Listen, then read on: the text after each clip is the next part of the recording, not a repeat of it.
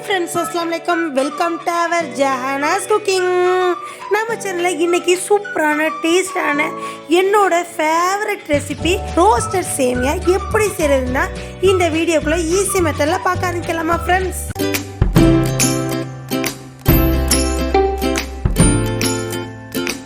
First method செய்யும் முறையில் கடாய் எடுத்துக்கணுங்க. கடாய் வச்சு எண்ணெய் வெர்ச்சுவலி ரோஸ்டட் சேமியா, எந்த சேமியா அணிலாக இருக்கட்டும், எந்த ஒரு உங்களுக்கு ஃபேவரட் பிடிக்குமோ பிராண்டு, அது நீங்கள் எடுத்து ஃபஸ்ட்டு ரோஸ்ட் பண்ணிக்கோங்க. எந்த அளவுக்கு நீங்கள் ரோஸ்ட் பண்ணுறீங்களோ கீலையோ இல்லாட்டி நம்ம தேங்காய் எண்ணெயிலோ அந்த அளவுக்கு உங்களுக்கு டேஸ்ட் கொடுக்கும். நான் ஏற்கனவே இந்த வீடியோ போட்டுட்டேன், ஆனால் நார்மல் ரோஸ்ட் பண்ணாமல் போட்டேன். இந்த ரோஸ்ட் பண்ணிட்டு போட்டால் அதுக்கு தகுந்த மாதிரி டேஸ்ட்டு அப்புறம் அந்த ஃப்ளேவர் மனம் எல்லாமே சூப்பராக இருக்குங்க, தூக்கலாக இருக்கும். இப்போ உங்களுக்கு எந்த அளவுக்கு உங்களுக்கு பிடிச்ச மாதிரி நெய்யோ இல்லை ஆயில், நம்மளுக்கு தேங்காய் எண்ணெய் ஊற்றினா இன்னும் ஒரு ஃப்ளேவர் கொடுக்கும், டேஸ்ட்டு கொடுக்கும். எண்ணெய்ட்ட நெய் இருந்தனால நான் நெய் ஊற்றிக்கிறேன். நெக்ஸ்ட்டு திக்க தேங்காய் பால் 1-2மா, 3வது பால் நீங்கள் சேர்க்காதீங்க. ஃபஸ்ட்டு பால், செகண்ட் பால், 2 பால் நீங்கள் எடுத்து தனியாக வச்சுக்கோங்க. நெக்ஸ்ட்டு அதுக்கப்புறம் நம்மளுக்கு எந்த உங்களுக்கு நட்ஸ் பிடிக்குமோ, பாதாம் இருக்கலாம், பிஸ்தாவாக இருக்கலாம், இல்லாட்டி உங்களுக்கு எது பிடிக்குமோ ஆல்மண்டில் நீங்கள் யூஸ் பண்ணிக்கோங்க. நான் இன்றைக்கி எடுத்துருக்கிறது கிஸ்மிஸும் முந்திரி மட்டும் தான் எடுத்திருக்கேன் ஃப்ரெண்ட்ஸ். இப்போ நான் 2 டீஸ்பூனுக்கு நெய் சேர்த்துக்கிறேன். நம்ம வீட்டில் உருக்குனது தான். இந்த மாதிரி கலர் சேஞ்ச் ஆகிற அளவு ரோஸ்ட் ஆகணும். அப்போ தான் உதிரி உதிரியாக ஒன்றோட ஒன்று ஒட்டாமல் அதை நம்ம எடுத்து சாப்பிட்றப்ப நல்ல ஒரு டேஸ்ட் இருக்கும். இப்போ நீங்கள் இந்த மெத்தடில் நீங்கள் செஞ்சீங்கன்னா நைட்டு வரையும் உங்களுக்கு அப்படியே இருக்கும், சூப்பராக இருக்கும், கெட்டு போகாது தேங்காய் பால் ஊற்றினாலும். நெக்ஸ்ட்டு இப்போ அது நல்லா ஒரு ரோஸ்ட் ஆனதுக்கப்புறம் நான் எடுத்து தனியாக வச்சுக்கிட்டேன். அதே கடாயில் நெய் ஊற்றி நம்ம எடுத்து வச்சுருக்க ஸ்பைசி சாப்பிட்றோம் நம்ம நட்ஸை சேர்த்து, நட்ஸு கொஞ்சம் நல்ல ஒரு அந்த கிஸ்மிஸ் உப்பி வர்ற அளவு நீங்கள் வதக்கிக்கோங்க. இங்கிட்டு பட்டை, ஏலக்காய், கிராம்பு போட்டிங்கன்னா அதுக்கு தகுந்த மாதிரி டேஸ்ட்டு ஃப்ளேவர் கூடுதலாக இருக்கும். எண்ணெய்ட்ட இல்லைன்றனால நான் போடலை, நான் பட்டையும் ஏலக்காய் மட்டும் போட்டிருக்கேன். இது நல்லா ரோஸ்ட் ஆனதுக்கப்புறம் அதை ஒரு ஓரத்தில் எடுத்து வச்சுட்டு முட்டையை பொத்து உடச்சி ஊற்றிக்கங்க. நான் போட்டோன்னே எனக்கு 2 கரு வந்துருச்சு, அதனால நான் 2 முட்டை எடுத்துக்கல ஃப்ரெண்ட்ஸ். 2 முட்டை போட்டால் டேஸ்ட் கொடுக்கும். உங்களுக்கு முட்டையே வேணாட்டி அதை அவாய்ட் பண்ணிடலாம். இந்த முட்டை மேலே கொஞ்சோண்டு ஜீனியும் அப்புறம் ஒரு பிஞ்சு உப்பும் நீங்கள் போட்டு நல்லா கிளறிக்கங்க. கொஞ்சம் விட்டு விட்டு கிளறினீங்கன்னா தான் முட்டை தனித்தனியாக இருக்கும். இந்த ரோஸ்டட் எக் சேமியா செம்ம டேஸ்ட்டாக சூப்பராக இருக்குங்க, என்னோட ஃபேவரட் சேமியா. இது நம்மளுக்கு செய்கிறதுக்கு ரொம்ப ஈஸியும் கூட.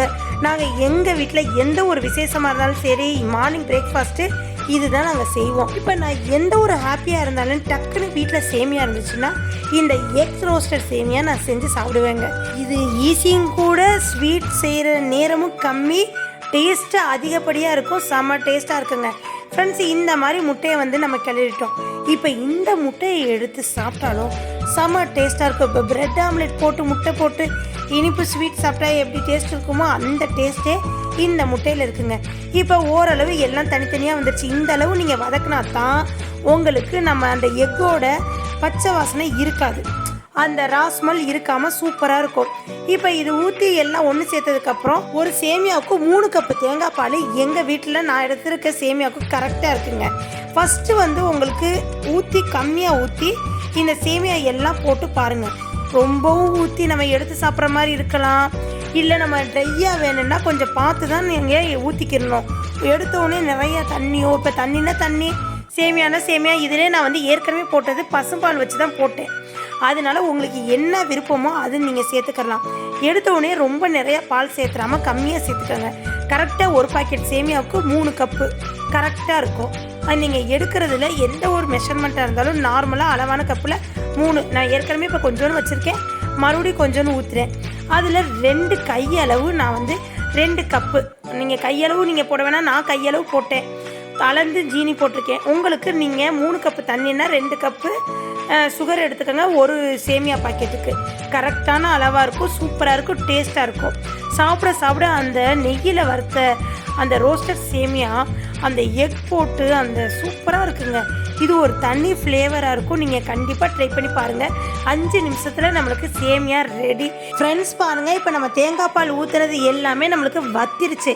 இனி ஒரு 5 நிமிஷம் இதை புழுங்க வச்சுட்டா நம்மளுக்கு உதிரி உதிரியாக சேமியா ரெடி. இப்போ பாருங்கள், 5 நிமிஷத்துக்கு அப்புறம் புழுங்கிருச்சு. நான் இப்போ அடுப்பையும் ஆஃப் பண்ணிக்கிட்டேன். அவ்வளோதான் ஃப்ரெண்ட்ஸ். இப்போ சூப்பராக மணமாக டேஸ்ட்டாக உதிரி உதிரியாக நம்மளுக்கு ரோஸ்டட் எக் சேமியா ரெடி ஆயிடுச்சுங்க. ஃப்ரெண்ட்ஸ் இப்போ பாருங்கள், இந்த ரோஸ்டட் எக் சேமியாவில் எனக்கு ரொம்ப பிடிச்சதே இந்த உதிரி உதிரியாக நம்ம சாப்பிட்றப்ப அப்படியே வாயில் வச்சு இந்த ஸ்வீட் சாப்பிட்டா உள்ள வரையும் அந்த ஸ்வீட் நாக்கில் வரையும் தெரியும்பாங்கள்ல, அந்த மாதிரி இருக்குங்க இந்த ஸ்வீட் சேமியா. செம்ம டேஸ்ட்டாக இருக்கும். நீங்கள் ட்ரை பண்ணி பாருங்கள். இதுக்கு நாங்கள் எப்போவுமே சைடிஷ்ஷாக மிக்சர் வச்சு தான் சாப்பிடுவோம். ஃப்ரெண்ட்ஸ் கேட்குறப்ப இது ஒரு டிஃப்ரெண்ட்டான டிஷ்ஷாக இருக்குன்னு தெரியுதா? ஆமாங்க, செம்ம டேஸ்ட்டாக இருக்குது. இந்த ரோஸ்டட் சேமியாவுக்கு சைடிஷ் வந்து மிக்சரோ இல்லை காராமணியோ இல்லை காராச்சேவோ எல்லாமே அட்டகாசமாக இருக்குங்க. ஃப்ரெண்ட்ஸ் இதே மாதிரி நீங்கள் ட்ரை பண்ணி பார்த்துட்டு எனக்கு கமெண்ட் செக்ஷனில் சொல்லுங்கள். சாப்பிட்டு பார்த்துட்டு கண்டிப்பாக சொல்கிறீங்க.